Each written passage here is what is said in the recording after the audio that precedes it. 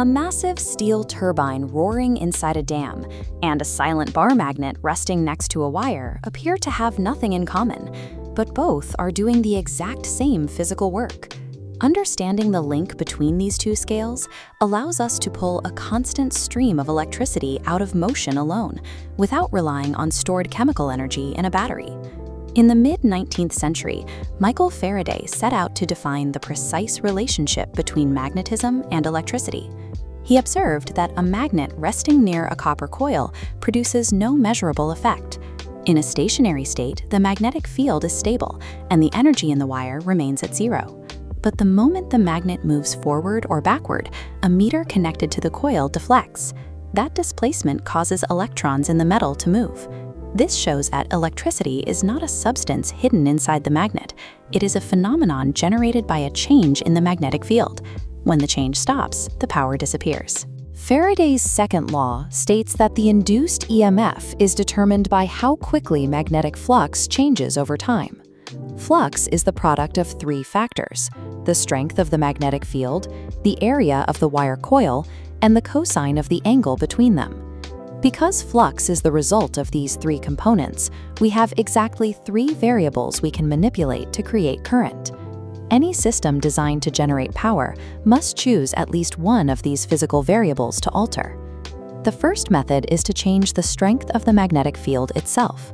By plunging a magnet in and out of a coil, we increase and decrease the field passing through the wire. Moving the magnet faster creates a higher rate of change, which directly increases the resulting voltage. The direction of the movement dictates the direction of the current. Pushing the magnet in drives the flow one way, pulling it out reverses it. By adjusting the speed and direction of the magnet's motion, we can determine the exact strength of the electrical output.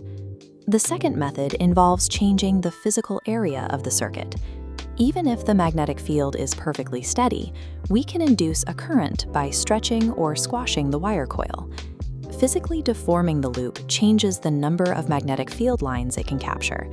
This proves that altering the dimensions of the receiver is just as effective as moving the magnet. The third method is to keep the field and area constant while changing the angle between them. To track this, we use an area vector, an imaginary line pointing perfectly straight out from the face of the coil. As the coil rotates, the angle between this vector and the magnetic field changes.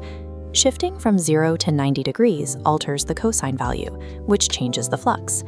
This mechanism, spinning a coil within a steady field, is how utility-scale turbines generate the power required to run a city. We can see the predictability of these variables through a simple test.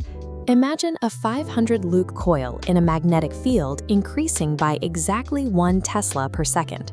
Since area and angle are constant, we only account for the loops and the changing field strength. The calculation resolves to exactly -5 volts of induced EMF. Faraday's law isn't a mere observation, it is a mathematical certainty that allows us to engineer specific power levels with total precision. By increasing the number of loops and the speed of change, we scale the output to thousands of watts for industrial applications. This single physical law provides the foundation for the global electrical grid. However, there is a physical constraint built into the equation. The negative sign at the front represents Lenz's law. It indicates that the induced current will physically oppose the very change that created it. This internal opposition ensures that energy is never truly free. Every watt generated requires a corresponding amount of physical work. Do you think we will ever find a way to circumvent this pushback? Share your thoughts in the comments and subscribe for our next video, where we look at how this universal resistance actually functions.